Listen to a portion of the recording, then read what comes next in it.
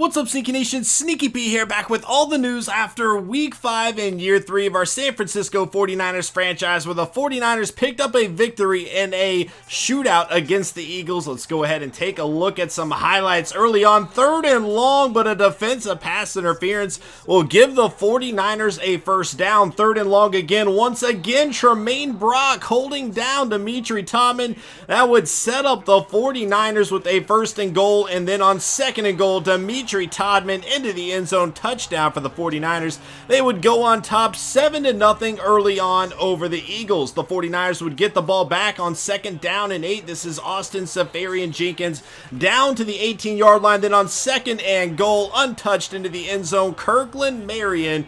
And that would be the 49ers on top 14-0. Eagles trying to get back into the game on 3rd down and 12. Dorial Green-Beckham in traffic coming down with it. Then on 3rd and 6, getting open is Zach Ertz. He would take it down to the 5-yard line on 2nd down and goal from the 12-yard line. Plenty of time for Zach Ritchie to work with. He would find Dorial Green-Beckham into the end zone. And we have a 14-7 ball game. The Eagles would get the ball back and a chance to tie the game up. Zach Ritchie on 2nd down and 8 going to find Dorial Green-Beckham beating Chantrell Wilkerson down the right side of the field. However, it is McKinnon on 1st and goal, fumbling the ball across the goal line, and Zach Brown will recover. He takes it out to the 15-yard line, but on the very next play, Kirkland Marion is gone. Nobody going to catch him. An 85-yard touchdown run as the 49ers offense looked outstanding in this game, going on top 21-7 early on.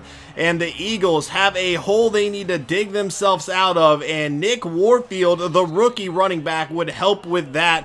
About an 11-yard run there. Then on 2nd down and 2, Nick Warfield into the end zone. That is a touchdown for the Eagles, and we have a 7-point ball game. Once again, the 49ers would have the ball back with time to work with, though, and Cody Kessler would find Willie Snead. Horrible coverage there, and I believe that's Dwayne Gratz in coverage. Willie Snead would make him pay, taking it to the house, and we have a 14-point ball game once again. And then on the punt, less than a minute to go in the half, Kirkland Marion would receive this and take it on the left side of the field. Only one defender to beat, he would. However, Huff would gain some ground, take him down at the 33-yard line, but that would set the 49ers up with great field position, and Joel Edison would kick a field goal. 31-14 going into the break. The Eagles would start off with the ball in the second half, trying to get down the field. They settled for a field goal, and we have a 14-point ball game once again, 31-17. 2nd down and 9, though. The blitz was coming, and Corey Essex was free. That is a touchdown for the 49ers. And just big play after big play in this game. We have never seen the 49ers offense look so good under this new management. But Dorial Green-Beckham and the Eagles are not out of it yet. That was another big gain for them. However, the 49ers would get the ball back, and Kirkland Marion breaking the tackle down the right side of the field all the way to the 13-yard line. Then on 1st down and 10, Willie Snead in motion. This is Austin Schobel, the rookie quarterback, coming into the game and finding Shaquan Fryer for the touchdown there. 45-17. Zach Ritchie and the Eagles would start to chip away at the lead. This is Nick Warfield, the rookie first-round selection, into the end zone for a touchdown. The Eagles would get the ball back again. Zach Ritchie rolling outside the pocket, throwing on the move, and connecting with Zach Ertz. And then on 4th down and 1, Nick Warfield would deliver the first down. 2nd down and 5. This is Ertz down the right side, avoiding the tackles all the way to the 4-yard line. Then on 2nd down and goal into the end zone is Aguilar, and that is about as close as the Eagles would get. They would try an onside kick in this one, but Corey Essex would recover, and the 49ers would win 45-31 in a shootout over the Eagles. Look at this, Shaquan Fryer could have taken it for another touchdown there, but instead we decided to run out the clock. 45-31 though. Offense just looked outstanding in that game. Next up, we have the Seattle Seahawks. They are 3-2 and have had our number throughout this series so far. We know how good they are, and it is going to be a tough matchup. So before we get into it, let's go ahead and get to practice here. We are working on our 4 verts on offense. Cody Kessler looked outstanding last game, but the 49ers defense really did struggle. We're going to need to see improvement from them. Chris Owusu with the reception there. On the second play, this is going to be Corey Essex with the reception. 49ers looking good early on in practice, and a big catch by Chris Owusu in traffic, and then Owusu getting wide open, going for the goal. They need to go 15 yards. Kessler hit as he threw, and he will connect with Corey Essex. The 49ers have struggled on this drill for a while and will finally get the gold medal. Let's go ahead and take a look at some press questions. NYEA, could you potentially swap Bowman and Lynch in the coverage section? Because obviously Bowman has been struggling with pass coverage, and I think the better solution would really be move Zach Brown into MLB number 1 and then move, of course, Bowman to number 2. It's not only Bowman getting beat by the tight ends, though. I mean, they're beating everybody. We've had Jimmy Ward on them quite a lot as well, and he's not doing any better in coverage. Defending the tight ends has just been an issue for this 49ers team, and we are definitely going to need to pursue better coverage options. I do think Aaron Lynch has been playing good on the outside, so I don't really want to mess his game up as he's finally coming to life for this team. But we do definitely need to figure something else out. The other press question coming from Random Computer Game Gamer: with Essex playing very well, what are your future plans with him? And I think we can afford to kind of bring him along slowly. He's killing it in the slot for us right now. Obviously, we have Dimitri Todman at one outside spot, and then, of course, Willie Snead at the other. So there's really not a need for him to be forced into one of those 2 roles just yet. And as long as he's playing in the slot, I'm cool with keeping him there. As Willie Snead gets a little bit older, if we can't afford to bring him back or something like that, we could obviously look into moving Corey Essex up the depth chart a little bit. But for now, we're pretty happy with where he is. So let's go ahead and check out the scores from around the NFL. The Dolphins would get the victory 23-17 over the Jags. The Dolphins at 4-1. The Jags now at 4-1. And with that loss, the 49ers officially become the only team in the NFL with an undefeated record. Obviously, Drew Brees, an outstanding game for the Dolphins, doing really good turning this team around after winning the Super Bowl last year with the Saints. The Jags 4-1. They went 5-10-1 last year. They have made a lot of improvements on this team and are really looking to take the next step right now. Telvin Smith, the only interception on the day, fumbles forced and fumbles recovered, one by Brown. It would not be recovered. 42-10. The Bills with a victory over the Colts, and another blowout loss for the Colts. Cardell Jones having a monster game, 5 touchdowns, 0 interceptions. Andrew Luck, only 113 yards, no touchdowns, 2 interceptions, continuing to struggle. The Bills now at 3-2 on the year. The Colts now at 1-4 after going 2-14 last year. Charles Clay had 2 touchdowns. Sammy Watkins had 1. McCoy had 1 as well. Defensively, this is going to be Jones Cordy leading the way in tackles, and 1 sack by Austin Johnson. Interceptions, Gilmore and the rookie DJ Starling out of Virginia Tech making the plays there. Fumbles forced and fumbles recovered, 1 by Pierre Lewis. Next up, 30-27, the Bengals with a victory over the Saints here. The Bengals now at 2-3 on the year. The Saints now at 2-3, and a battle of the previous 2 Super Bowl winners. Not an outstanding game by Keaton. 2 touchdowns, 3 interceptions for him there. Receiving the ball, Cook, 7 catches, 80 yards, and a touchdown. Thomas and Eifert each with a touchdown, and Brown would get 1 there too.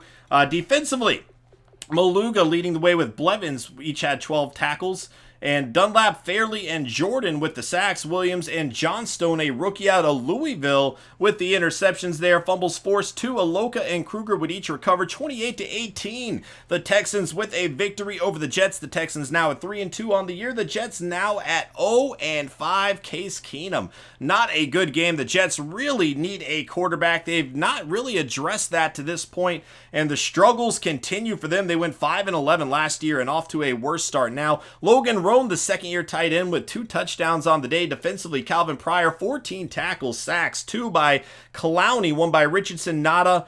Who else had 1? I missed it. I was scrolling too fast. Interceptions, Revis Williams Alexander, and Jamon Stovall, a player the 49ers really wanted to select last year. Clowney would force a fumble. He would not recover it. The Lions 42-25 over the Vikings. The Lions now at 2-3 on the season. The Vikings also at 2-3. The Vikings went 4-12 last year after doing really good in year one. The Lions went 9-7 last year, so trying to turn it around after a slow start. Earl Anthony, 8 catches, 72 yards, and 2 touchdowns for him. Really starting to emerge as a great wide receiver. Cyprien would lead the way in tackles, sacks, 2 by Ezekiel Anza. Ian Williams would get a sack there as well. A rookie McCord for the Lions, 2 interceptions, 1 by Smith, 1 by Darius Slate Jr. Fumbles forced and fumbles recovered.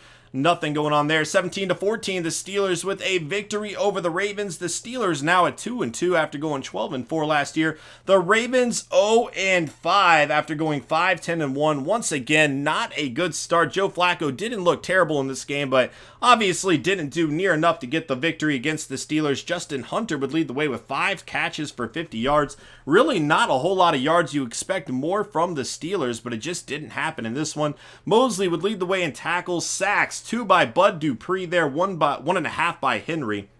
Interceptions, nothing going on there. Fumbles forced, and we are going to have 1 by Bud Dupree. It would be recovered. Thornton would force one. It would not be recovered. 41-17, the Giants with a victory over the Bucs. The Giants now at 4-1, and Allred still not getting that playing time. It's Pontbrained leading the way. 0 touchdowns, 1 interceptions for him. The Bucs 2-3 on the year. They went 7-9 last year. So the Giants 4-1 after going 5-11. They have really taken the next step, and they're doing it so far without their star rookie quarterback Bruce Allred. It's interesting to see. I think he is injured still. But they're getting it done with another rookie quarterback instead of Eli Manning. Vernon Hargreaves would have an interception. Vernon had 4 sacks on the day, including a fumble forced and fumble recovered. 31-15, the Redskins with a victory over the Falcons. Redskins now at 3-2 on the year. The Falcons now at 2-3. Kirk Cousins, 2 touchdowns, 0 interceptions for him. Still really not seeing anything going on from Denton Ritchie yet. I don't know how slowly they're planning on bringing him about, but this is a guy that has a whole lot of potential, and for the second straight year, mostly sitting on the bench. Jarrett Baker and Smith, or Jarrett and Baker would each have the sacks. I apologize. No, Smith had a full one as well. Fumbles forced. 1 recovered by Cravens. 38-35, the Seahawks with a victory over the Chargers. A big second half there by the Seahawks, and they got the loss, but Phillip Rivers definitely outplayed. I would say, I don't know, maybe not. Russell Wilson on the day though, but Rivers did have more touchdowns. Seahawks now at 3-2 on the year. The Chargers also at 3-2 on the year, but the Seahawks started off 0-2. They have since won their last 3 games. They're starting to get it together. And that's not good for the 49ers that are getting ready to take them on. Even though the 49ers have started off 5-0, they can certainly turn things around. We saw the Eagles do it last year. 27-21, the Patriots with a victory over the Titans here. Patriots now at 3-2, I'm sorry. The Titans now at 1-4 on the year. James Vallejo not looking as good early on this season as he did last year. Plenty of time to get his act back together. We have still seen some good games from him, but the Patriots at 3-2 have higher expectations than that right now. DeMarco Bullitt, only 1 catch on the day. He's really not being developed all that well in Tennessee right now. It'll be interesting to see what happens with his career there. And then fumbles forced and fumbles recovered. 1 recovered by Bradford. 31-14. The Bears with a victory over the Panthers. The Bears now at 4-1 on the year. Antoine Street continuing to impress. The Panthers now at 2-2 after having a bye week last year. The Bears went 10-6, but upon getting a rookie quarterback, I anticipated them struggling a bit more. Obviously, Street looked like a rookie in that first game against the 49ers, but since then, he has really come alive and could be the next great quarterback based on what we've seen early on so far this year. They do have a good defense backing him up there in Chicago as well, though. Corey Orr being one of those players. Kuechly would force and recover a fumble. 31-21, the Raiders with a victory over the Chiefs. Both teams now at 3-2 on the year. The Raiders went 8-7-1 last year. The Chiefs at 9-7. So they were very close within the same division last year, and it's looking to be the same thing early on this season. Definitely a rivalry building there. I know the Broncos have been very good too, so a lot of good teams with the Chargers making big plays as well. Like every team in that division has really looked pretty solid so far. Very tough division to play in right now. Khalil Mack would have 2 sacks on the day.